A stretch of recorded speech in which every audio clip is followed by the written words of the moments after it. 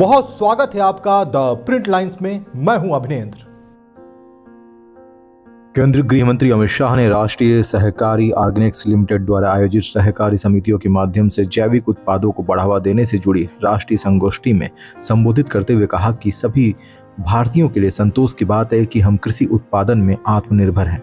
अधिशेष उत्पादन की यात्रा में कुछ गलतियां भी की गई हैं। हमें कमजोरियों की पहचान करनी होगी। उत्पादन बढ़ाने के लिए उर्वरक और कीटनाशकों के अत्यधिक उपयोग ने हमारे भविष्य के लिए बुरे परिणाम दिए हैं। इसने भूमि की उर्वरता को कम कर दिया है, भूमि और पानी को प्रदूषित भी कर दिया है। उन्होंने कहा, आत्मनिर्भर भारत के लक्ष्य को प्राप्त करने के लिए हमने कई मापदंड निर्धारित किए हैं, जिनमें से एक जैविक खेती है। जैविक खेती को सफल बनाने के लिए हमें कई कारकों पर काम करना होगा और उन्हें एक साथ लाकर आगे बढ़ना होगा। जैविक खेती को 50% से ऊपर ले जाने का लक्ष्य बहुआयामी दृष्टिकोण के बिना संभव नहीं है। देश के प्रधानमंत्री नरेंद्र मोदी आजादी के अमृत महोत्सव में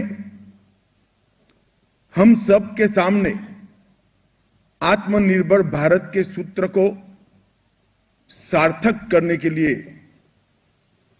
कई लक्ष्य रखे। उसमें से एक लक्ष्य प्राकृतिक खेती का है। प्राकृतिक खेती का लक्ष्य अगर सिद्ध करना है तो कई मोर्चों पर न केवल काम करना पड़ेगा, सारे मोर्चों के बीच में संकलन कर आगे बढ़ना पड़ेगा।